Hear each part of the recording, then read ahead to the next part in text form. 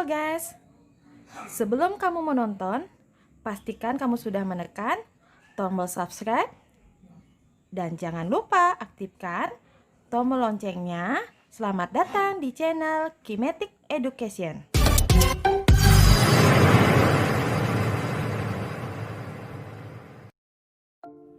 Halo adik-adik, SNPTN merupakan jalur undangan atau jalur nilai rapot, akademik, dan prestasi lainnya, yang mana di jalur ini sekitar 85 PTN bakal membuka SNPTN, dan tentunya kuota masing-masing PTN itu bakalan berbeda-beda berdasarkan akreditasi sekolahnya, di mana sekolah yang memiliki akreditasi A itu 40% yang berhak untuk ikut. Jadi misalnya jumlah siswanya ada 300, maka yang bisa ikut adalah 40% dari 300 siswa itu. Kemudian untuk sekolah yang memiliki akreditasi B itu 25% dan C 5%. Terus faktor-faktor apa yang mempengaruhi agar kita memiliki peluang besar untuk lulus di jalur SNPTN? Faktor yang pertama adalah terkait dengan pilihan jurusan yang adik-adik pilih. Terkait dengan pengalaman Kak Ika selama memberikan konsultasi SNPTN mengenai pilihan jurusan merupakan faktor yang sangat menentukan sekali. Maksudnya, apakah kamu lintas jurusan atau tidak? Karena di SNPTN untuk yang lintas jurusan peluangnya memang lebih kecil dibandingkan dengan yang tidak lintas jurusan. Karena bisa jadi yang nilai lintas jurusan nilainya itu terkonversi sehingga mengakibatkan peluangnya lebih kecil. Ini secara persentase, kalau prediksi bobotnya yang lintas jurusan itu 2% dan yang tidak lintas jurusan 5%. Oke, untuk faktor yang kedua adalah akreditasi sekolah. Jadi, akreditasi sekolah ini juga merupakan hal yang penting dan akan dilihat oleh PTN-nya. Tentunya akreditasi sekolah yang baik juga akan membuat PTN-nya semakin percaya terhadap siswa yang akan diterima. Untuk akreditasinya dibagi menjadi 3, ada yang A, B, dan C. Nah, untuk prediksi bobotnya, sekolah yang memiliki akreditasi A itu 10%, akreditasi B 7%, dan yang memiliki akreditasi C adalah 4%. Terkait dengan faktor yang ketiga, yaitu adalah domisili. Nah, domisili ini juga sangat penting loh, karena banyak dari kalian yang selama ini tidak memperhatikan domisili pada saat pemilihan jurusan. Misalnya, kamu yang bertempat tinggal di Bali atau berdomisili di Bali, tapi kamu pengen kuliahnya ke Jakarta. Nah, itu kan harus ada pertimbangan juga ya. Nah, biasanya putra atau putri daerah memiliki peluang yang lebih besar. Itu biasanya ya. Tapi mereka atau pihak PTN juga menerima yang luar daerah. Cuma kuota yang diterima akan lebih sedikit dibandingkan dengan siswa yang satu domisili dengan PTN-nya. Sebagai pertimbangan, adik-adik bisa cek kelulusan kakak tingkatnya ya. Jadi terkait dengan faktor domisili ini, prediksi pembobotannya untuk yang satu provinsi atau satu domisili itu 10%, sedangkan di luar provinsi prediksi bobotnya 5%. Oke, untuk faktor selanjutnya adalah sertifikat. Untuk faktor yang keempat ini, sertifikat yang dimaksud adalah sertifikat akademik maupun non-akademik. Untuk sertifikat yang mau dipakai, tentunya sertifikat yang harus relevan adalah yang linear dengan jurusan yang kamu pilih. Misalnya, kamu ingin memilih kedokteran, tentunya sertifikat yang cocok atau linear adalah karya tulis tetapi berkaitan dengan bidang kedokteran, atau sertifikat juara olimpiade biologi atau kimia. Nah, ini kan masih relevan dan linear. Tapi kalau kamu memasukkan sertifikat OSK akuntansi tapi memilihnya jurusan kedokteran, ini yang tidak relevan. Seharusnya kalau memiliki sertifikat OSK akuntansi, cocoknya pilih jurusan akuntansi atau ekonomi biar lebih relevan. Sertifikat yang memiliki bobot yang tinggi tentunya sertifikat yang memiliki kategori juara 1, 2, atau 3. Tentunya dalam pembuatan ini juga dipengaruhi oleh tingkat kejuaraannya, apakah tingkat internasional, nasional, sertifikat non-akademik yang memiliki bobot paling besar adalah sebagai ketua OSIS. Jumlah sertifikat yang dilampirkan pada saat SNPTN itu maksimal 3 sertifikat. Nah, untuk prediksi bobotnya yang melampirkan 3 sertifikat itu 20%, yang melampirkan 2 sertifikat itu 14%, sedangkan yang melampirkan 1 sertifikat 7%. Jadi dicatat ya, sertifikat akan memiliki bobot yang besar apabila sertifikat yang dilampirkan itu relevan dengan jurusan yang kamu pilih. Oke, untuk faktor selanjutnya itu berkaitan dengan alumni dari sekolah kamu atau rekam jejak kakak tingkat kelas kamu. Faktor alumni sangat berpengaruh terkait dengan rekam jejak kakak tingkat kalian. Misalnya, tahun kemarin ada kakak tingkat kalian yang lolos 1 orang di Fakultas Kedokteran Udayana. Tetapi ternyata yang lolos tersebut tidak jadi mengambil jurusan tersebut, sehingga hal ini akan mempengaruhi rekam jejak kakak tingkat kalian dan tentunya berdampak terhadap kamu. Hal ini akan mengakibatkan pihak PTN akan mengurangi kuota untuk sekolah kamu, alias bisa jadi kuotanya 0.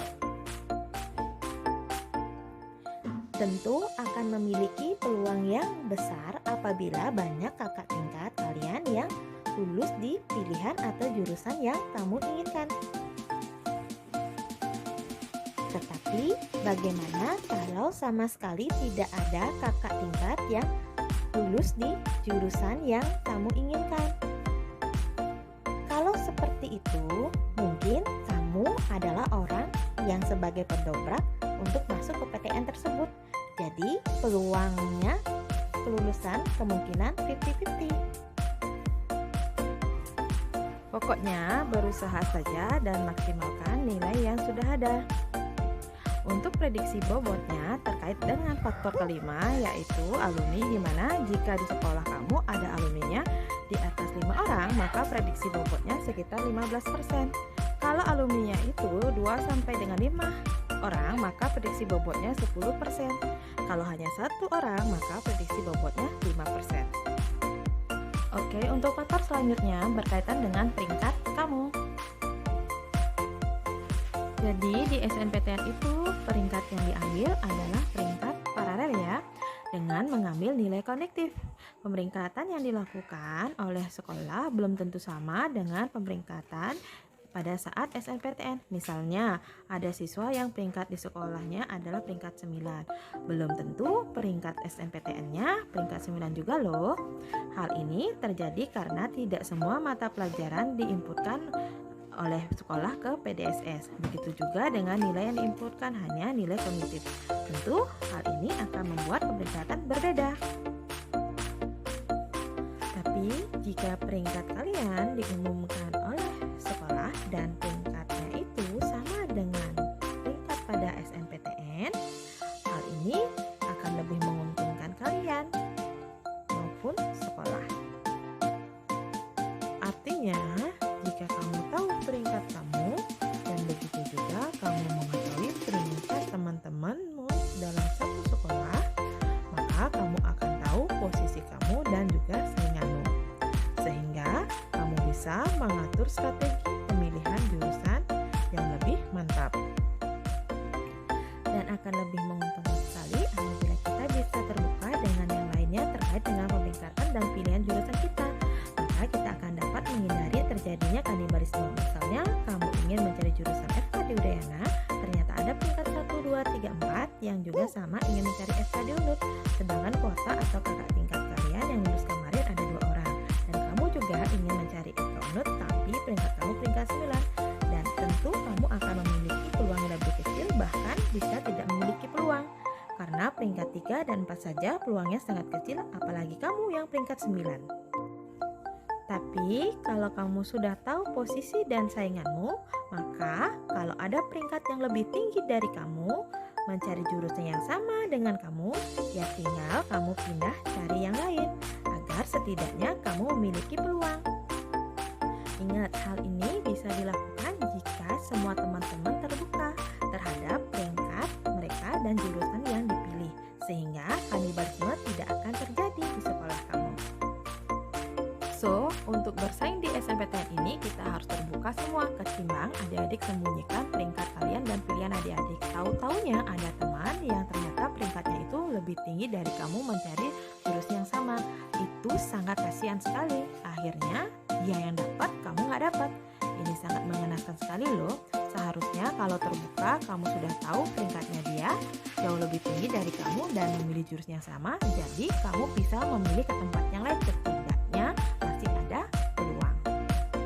Nah, adik-adik, terkait pemeringkatan ini, biasanya yang peringkat 1-10 itu pasti bisa ikut SNPTN.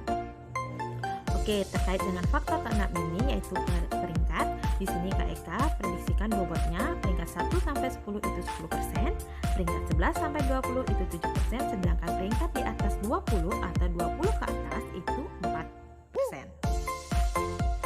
Oke, untuk faktor selanjutnya yaitu nilai dan KKM. Oke, terkait dengan faktor nilai dan KKM ini, biasanya sesuai dengan pengalaman Kak Eka selama ini, untuk nilai yang memiliki peluang yang besar adalah kisaran rata-ratanya mulai dari 85. Nah, nilai yang termasuk kategori yang sangat bagus itu adalah nilai yang memiliki rentangan yang sangat jauh dengan nilai KKM. Misalnya, mata pelajaran kimia KKM-nya 78 dan kamu nilainya 90. Nah, kalau dilihat ini kan rentangannya jauh, maka ini termasuk nilai rapot yang bagus. Untuk prediksi bobot yang terkait dengan faktor dari nilai ini, untuk kamu yang mendapatkan nilai di atas 89, prediksi bobotnya 25%, yang 85 sampai dengan 89 itu 20%, kemudian 80 sampai dengan 84 15%, 75 sampai dengan 79 10%, dan di bawah 75 itu prediksi bobotnya 5%. Nah, untuk KKM itu juga perlu dikaji, di mana di sini Kak Eka prediksikan bobotnya untuk KKM-nya di atas 77 itu 5%, sedangkan di bawah 77 itu 3%. Jadi kalau dilihat dari KKM yang ada di sekolah di Bali, rata-rata semuanya sudah di atas 77, jadi aman buat adik-adik. Oke, jadi adik-adik yang mau mempersiapkan diri agar peluang adik-adik bisa besar lulus di jalur SNMPTN, maka adik-adik harus mempersiapkan dari sekarang, oke? Misalnya, aku ingin lulus di SNMPTN, maka kamu harus maksimalkan nilai rapotmu. Kemudian yang belum punya sertifikat atau yang sudah, tetap harus mencari sertifikat yang relevan dengan jurusan yang kamu pilih. Dari sekarang, kamu harus cek rekam jejak kakak tingkatmu, bisa tanya-tanya langsung ke kakak tingkatmu. So, semangat berjuang untuk adik-adik yang berjuang SNMPTN 2021. Jika ada pertanyaan dari adik-adik atau ingin konsultasi dengan Kak Eka, bisa langsung chat di komen, oke? Nah, demikian dulu video sharing dari Kak Eka. Semoga bermanfaat buat adik-adik semua. Ingat, kalau ini bermanfaat buat kalian, wajib di-share ke teman-teman kalian, oke? Bye-bye.